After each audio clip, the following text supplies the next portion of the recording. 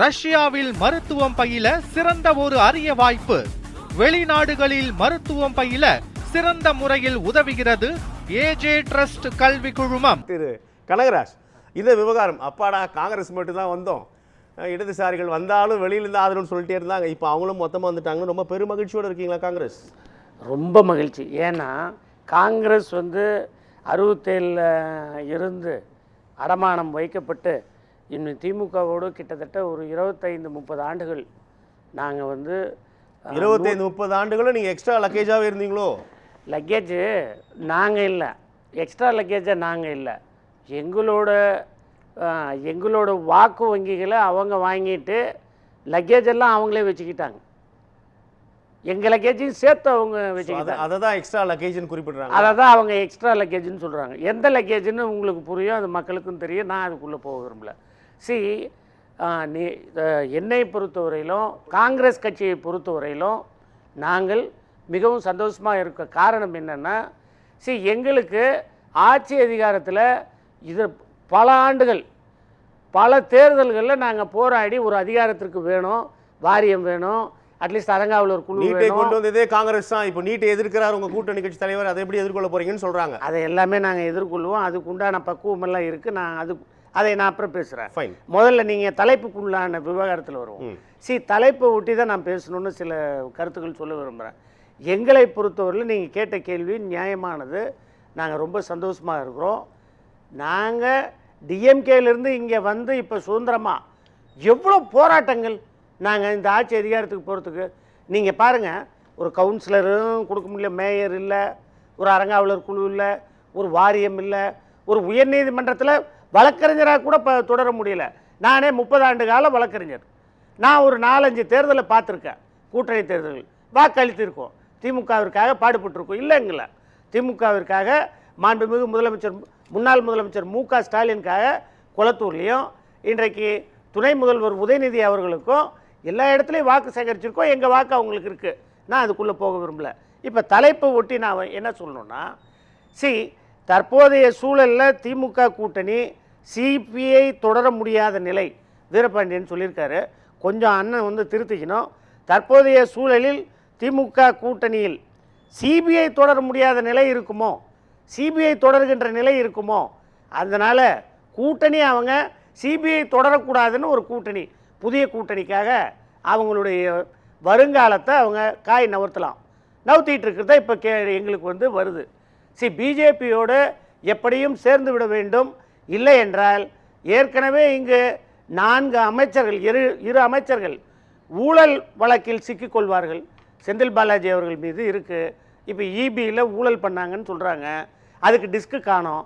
அதே போல் நேரு அவர்கள் job rocketing ஸ்கேமில் அவர் மேலே ஒரு எஃப்ஐஆர் போட்டால் அவர் போயிடுவார். இனி ஒவ்வொன்றா 4 அமைச்சர்களை காப்பாற்றி கொள்ள வேண்டும். அது ஒரு புறம். அடுத்தது, கட்சியை திமுக தனித்து விடப்பட்டாலும் கவலை இல்லைன்னு சொல்லி ஆர்எஸ் பாரதி அவர்கள், அவர் மூத்த தலைவர், திமுகவில் மூத்த உறுப்பினரும் கூட, அவர் சொல்கிறது பொறுமையாக இன்றைக்கும் அவர் என்ன சொல்கிறாருன்னா, காட்டமான விமர்சனங்களை காங்கிரஸை நோக்கி, கூட்டணி கட்சிகளை நோக்கி வைக்கிறார். என்ன காட்டமாக வைக்கிறாருன்னா, நானே வேதனையோடு சொல்கிறேன். என்னன்றாங்க, என்ன சொல்கிறார் அவர், நீங்கள் அதனுடைய பாருங்கள், அந்த கருத்தை பாருங்கள். அதாவது எங்களோட திமுக கூட்டணியில் இருந்த கம்யூனிஸ்ட் கட்சிகளும் விசிகாவும் கன்சென்ட் வாங்கிட்டு போனாங்க. ஆனால் கன்சென்ட் வாங்காமல் டைவர்ஸ் பண்ணவங்க ஒருத்தர் காங்கிரஸ் அப்படின்னு சொல்கிறார். அதுக்கு இடையில் டெல்லியில் இப்போ இந்தியில் பேனர் வச்சு காங்கிரஸ் துரோகம் செய்து விட்டது, முதுகில் குத்தி விட்டது அப்படின்னு சொல்லி. ஏன் அப்படி பண்ணீங்க? ஒரு வார்த்தை சொல்லிட்டு போயிருக்கலாமே. அதுக்கு நான் சொல்றேன், தொடர்ச்சியா இங்க ஏன் அது அரசியல் பேசக்கூடிய நபர்கள் கூட ஒரு வார்த்தை சொல்லாம போயிட்டாங்க. எல்லாம் இதை நான் நிறைய முறை உங்ககிட்டயே பேசியிருக்கேன். ஒரு வார்த்தைன்றது இல்லை, பல வார்த்தைகள் சொல்லணும். நான் இப்போ தமிழ்நாடு முழுவதும் இந்த அரங்கிலிருந்து திமுக தலைவர் திரு மு.க. ஸ்டாலின் அவர்களுக்கு நாங்கள் சென்று விட்டோம், ஐயா நன்றி நன்றி நன்றி சொல்லிட்டேன். சென்று விட்டோம் என்று சொல்கிறீர்களே, செல்வதற்கு முன்னால் தானே சொல்லணும். இது வர எங்க கட்சி தலைவர்கள் ஏன் சொல்லல தப்பு பண்றீங்க கனகராஜ்? அததான் அந்த புள்ளிக்கு நான் வரேன். ஏன் அந்த பிரச்சனைனா, திரு விஜய் அவர்கள் தேர்தல் முடிவுகள் வந்த பிறகு மாண்புமிகு முதல்வர் விஜய் அவர்கள் கவர்னரை சென்று சந்திக்கும் போது அந்த தேர்தல் முடிவுகள் வந்த பிறகு கவர்னரை சென்று அடுத்த நாள் சந்திக்கிறார். அதற்கு முன்னதாகவே இரவில் திமுக ஆதரவோடு அதிமுக ஆட்சியை அமைக்க வேண்டும். அதற்காக பாண்டிச்சேரியில் அதிமுக எம்எல்ஏக்கள் கூட்டம் நடந்து அந்த கூட்டத்தில் ஒரு ரிவோல்ட் வந்தது. அதில் வேலுமணி அவர்கள் எதிர்த்தார். அவர்களுடைய என்னுடைய மகள் மீது சத்தியமாக கூறுகிறேன், திமுக ஆதரவோடு நாம் ஆட்சி அமைக்க வேண்டும் என்று இபிஎஸ் கூறியதற்காக எடுத்து வந்தோம் என்று கூறி ஃப்ளோர் டெஸ்ட்டில் ஒரு 23 பேர் டிவிகேக்கு ஆதரவாக வாக்கு போட்டு இன்னைக்கு அந்த கட்சி ஏடிஎம்கே என்ற கட்சி இன்னைக்கு ஐஸ் போல் ஃபுல்லாக கரைஞ்சி போயிட்டுருக்கு. அவ்வளோ இதாக கரையுது, அவ்வளோ சீக்கிரம் கரையுது. அதற்கு காரணம் அவர்கள் எடுத்த முடிவு. அடுத்தது நீங்கள் டிஎம்கே வந்து ஏடிஎம்கே ஆதரவோடு நாங்கள் ஆட்சி அமைக்க ஆதரவு கொடுக்கிறோம் என்று உச்சபட்ச நடிகர் மூலமாக நீங்கள் பேசியிருந்தால் அதை கூட்டணி தர்மத்திற்காக கூட்டணி கட்சிகளிடம் சொல்ல வேண்டும். கூறவில்லை. ஏன்னா பெரியண்ணன் போக்கு அப்படி தான் பேசுவாங்க. அடுத்தது இப்போ நாங்கள் திடீர்னு போய் லெட்டர் கொடுக்காம இருந்திருந்தா மறைமுகமாக அதிமுக ஆட்சி அமைத்து இருக்குமே, ஆனால் பாஜக ஆட்சி வந்திருக்கும். அதற்கு தான் ஃபுல் ஸ்டாப் வைக்கணும். பிஜேபி ஆட்சி பின்னாடி வந்துடக்கூடாது புறவாசல்ல. அது டிஎம்கே ரூபத்திலையும் வரக்கூடாது. திமுகவும் சொல்லுச்சு. ஏடிஎம்கே திமுகவும் அதை தானே சொன்னாங்க. எங்க சொன்னாங்க? கவர்னர் ஏன் சொன்னாரு? கவர்னர் ஏன் இப்ப 4 முறை அமல்படுத்தி விட கூடாது என்று ஜனநாயகத்தை காப்பாற்றுறது இத பண்ணாங்க. அத நாங்க போட்ட கார்டை தான் அவங்க திருப்பி அப்படியே ரிப்ளை போடுறாங்க. அப்ப ஏன் நீங்க ஏடிஎம்கேவோட பேசுறீங்க? இப்போ நான் என்ன கேக்குறேன், 76 சீட்டு நீங்க 56 சீட்டு பேசுறீங்க. நீங்க சொல்றீங்க சார் பேசணும், அவங்க சொல்றாங்க சார் நான் சொல்றேன் அப்படி ஒரு சம்பவம் நடக்கவே இல்லைன்னு சொன்னாங்க. அப்ப சிவி சண்முகம் ஸ்டேட்மெண்ட் பொய்யா? சொல்லுங்க. ஏங்க ஊடகத்தில் முன்னாடி அவர் சொன்னார்ல, வேலுமணி அவர்களும் சிவி சண்முகமும் பேசியது பொய்யான்னு கேட்குறேன். நீங்கள் சொல்லுங்க கிறிஸ்டோபர் சார். சார் சொல்லுங்க, உண்மையா பொய்யா? ஏங்க என்னங்க பதில் பேச மௌனமாக இருக்கீங்க? அப்போ நான் உண்மைன்னு எடுத்துக்கிறேங்க, விடுங்க. உண்மைதான், அப்படி எடுத்துக்கிறேன். நீதிமன்றம் மாதிரி பேசுறாரு கணக்கு. ஏங்க நீங்கள் அவங்க 2 பேரும் உண்மையை மட்டும் தான் பேசுவாங்க. ஆமாம், மற்றவங்க எல்லாருமே உண்மையை பேசுவாங்க அதிகமாக. நீங்க 57 சீட் இதுக்குள்ள வந்துருங்க. 47 தலைப்பில் குறிப்பிட்டு ஒரே ஒன்று சொல்லி முடிச்சிடுறேன். 57 சீட்டு 47 சீட்டு கூட்டணி ஆட்சி போடணும். யார் சப்போர்ட் இருந்தா அங்க அமைக்க முடியும்? பிஜேபி கவர்னர் சப்போர்ட் இருந்தா தான் அமைக்க முடியும். கவர்னர் யார் சப்போர்ட்ல சொல்லுவாரு? மத்திய மைனாரிட்டி பாஜகவினுடைய மத்தியில் இருக்கிற அமித்ஷா ஜி சொன்னாதான் செய்வாரு. அப்படி இருக்கும்போது அதுவும் பிஜேபி ஆதரவு ஆட்சி தானே, அதுவும் பிஜேபி ஆதரவு ஆட்சியாகத்தானே இருக்கும். பிஜேபி ஆட்சியா இல்லாம இருக்குமா? இப்போ இந்த நகரு வந்து கனகராஜ் தாவேக்காவுக்கு ஆதரவு என்பது ஒரு காய், மற்றொரு பொறுத்து திமுகவுக்கு ஒரு பெரும் பின்னடைவை நாங்கள் தந்துவிட்டோம், இது பெரிய அரசியல் ரீதியான ஒரு காய் நகர்த்தல் அப்படின்னு பார்ப்பதாகவும் சில கருத்துக்கள் தொடர்கிறது. அப்படி பார்க்கலாமா, புரிஞ்சுக்கலாமா? இப்போ திமுக அரசியல் சூழல் எப்படி இருக்குன்னு நீங்கள் சொன்னீங்கன்னா, திமுகவினுடைய அரசியல் சூழல் எப்படி இப்போ இருக்குன்னா, அவங்களுக்கு வந்து வருகின்ற லோக்கல் பாடி எலெக்ஷனில் அவங்க ஏதாவது பெரும்பான்மையோடு வெற்றி பெற்றால் அந்த கட்சி இருக்கும். அப்படி லோக்கல் பாடி எலெக்ஷனில் முழுவதுமாக தோல்வி அடைந்தால் கட்சி வந்து கொஞ்சம் கொஞ்சமாக கரையும். ஏற்கனவே பெரிய சவால் விட்டுருக்காங்களே, ஆர்எஸ் பாரதியும் ஆதவ அர்ஜுனாவும் நேருக்கு நிறைய அதை சொல்லிட்டு இருக்காங்க. இருங்க, அதை சொல்லுவோம். இப்போ லோக்கல் பாடி கிரவுண்ட் லெவலில் பாருங்கள். இன்னைக்கு திமுக இவங்க பேசுகிறாங்கல்ல, நாங்கள் வந்து பெரிய கட்சி, நாங்கள் எப்படியும் ஜெயிப்போம் அப்படின்னு சொல்கிறவங்க, திமுக அவ்வளோ பெரிய கட்சி, தன்னுடைய முதலமைச்சர் தொகுதியில் ஏன் ஜெயிக்க வைக்கல? முதலமைச்சரை ஏன் ஜெயிக்க வைக்க முடியல? கூட்டணி கட்சிகளை விடுங்க, கூட்டணி கட்சிகளுக்கு அவர்கள் வாக்களித்து கூட்டணியில் 5 எம்எல்ஏக்கள் தேர்ந்தெடுப்புனாங்க. ஏன் முதலமைச்சரை தேர்ந்தெடுக்க முடியல? சொல்லுங்க கிறிஸ்டோபர் சார், சொல்லுங்க, பதில் என்ன? ஏன் தேர்ந்தெடுக்கல? இல்ல பதில் இல்லை. இதுக்கும் மௌனமா நான் ஆம்னு தாவேகாவின் அலையில் முதலமைச்சரும் தப்பிக்கவில்லைன்னு புரிஞ்சுக்கலாம். யாரு அலை இருக்கு 14. அப்போ நீங்க இப்போ வடார்காடுல எப்படி ஃபுல்லா ஸ்வீப் அடிச்சாங்க? ஏடிஎம்கே ஒரு 17 எம்எல்ஏ அடிச்சாங்க. எப்படி 14 டிஸ்ட்ரிக்ட்ல தாவேகா இல்லை, அப்ப அலை அங்க போகலையா?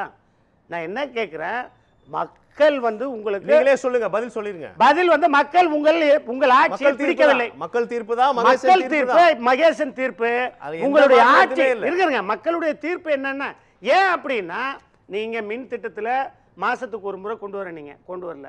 அடுத்தது நீங்க பாட்டிலுக்கு 10 ரூபாய் வச்சு அதை இது பண்ணீங்க, அதனால பிரச்சனையாச்சு. அடுத்தது ஊழல் வந்து நீங்க எங்க பார்த்தாலும் G2 பவர் சென்டர் 3 இன்று அதிகாரி நீங்க திமுக தேர்தல் வாக்குறுதியை பேசியிருக்கிறீங்க, தாவேக ஆட்சி நடக்குது, தாவேக தேர்தல் வாக்குறுதி எல்லாம் கேட்க ஆரம்பிச்சாங்க சார். இதுதாங்க தேர்தல் வாக்குறுதி இல்லையாங்க, 4 வாரம் தாங்க, ஒரு 5வது வாரம் ஓடிட்டு இருக்கு. இப்போ என்னங்க நீங்க 6 மாசம் ஏங்க அதுக்குள்ள ஆட்சி கவிழ்ப்பு வேணும். ஆட்சி உங்களுக்கு நினைவூட்டுறேன். எதுங்க 1 மாசத்துல நீங்க என்னங்க பண்ணிட முடியும்? ஆனா 1 மாசத்துல அதிரடி திட்டங்கள் கொண்டு வந்து செய்யறாரு. ஃபைன். இன்னைக்கு 1000 கோடி நிதி வாங்கி இருக்காருங்க. தமிழக மேலிடர் அந்த மேலிடர் SDRF பேரிடர் மாநில தமிழ்நாடு பேரிடர் இதுல நிதி வந்து 1000 கோடி வாங்கியிருக்காரு. நீங்க வாங்குனீங்களா? ஏன் வாங்கல? உங்களால ஏன் வாங்க முடியல? சரி, நான் என்ன சொல்ல வரேன்னா, முந்தைய ஆட்சியை விட இந்த 1 மாத காலத்திலேயே நல்ல விதமா கொண்டு போறாரு மாண்புமிகு முதல்வர் விஜய் அவர்கள். இன்றைக்கு ஒண்ணுமே 1000 கோடி எல்லாரும் வாங்க. 1000 கோடி பாஜக அரசு தந்து விட்டதே. அதைத்தான் சொல்றேன், தந்து விட்டது இல்ல. அப்ப நான் என்ன சொல்றேன்னா, நீங்க ஒண்ணு மட்டும் கருத்தில் கொள்ளுங்க. எந்த கட்சியாவது புதிதாக துவங்கப்பட்ட கட்சி 108 சீட்டு வாங்கி ஒரு ராஜ்யசபாவை கூட நீங்க நில்லுங்க, ஒன்றும் பிரச்சனை இல்லை, தாராளமாக. 2 அமைச்சர்களை எடுத்துக்கங்க, தாராளமாக. இப்போ கூட்டணி தர்மத்தில் கூட்டணி தலைவர்களை அணுகுமுறையோடு பார்த்து அனுசரணையோடு நடந்து அதிகார பகிர்வு செய்து கொண்டதனால் தாவேக ஆட்சி லோக்கல் பாடி எலெக்ஷன் மட்டுமல்ல, லோக்சபா தேர்தலிலும் வெற்றி அடையும்.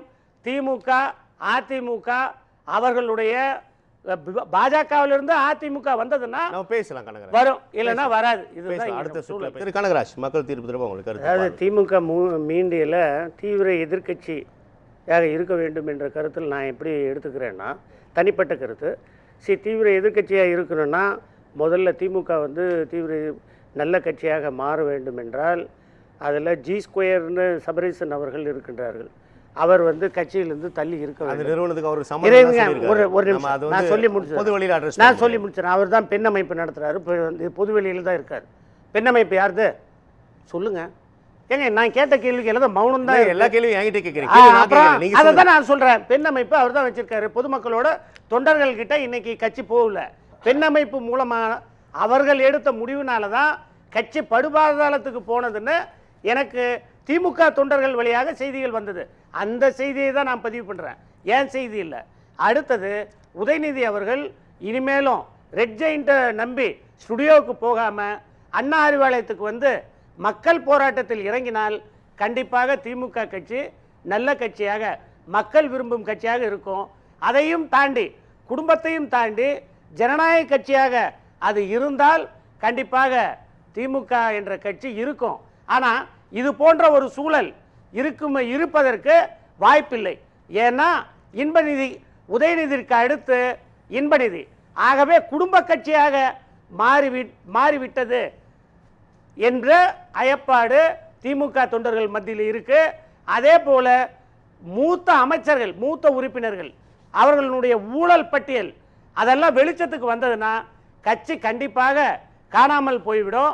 யார் யார் ஊழல் செய்தார்களோ, யார் யார் ஊழலில் சம்பந்தப்பட்டவர்களோ, சேகர் பாபு, நீங்க KN நேரு, அப்புறம் செந்தில் பாலாஜி அவர்களெல்லாம் கட்சியிலிருந்து ஒதுக்கி வைக்க வேண்டும்.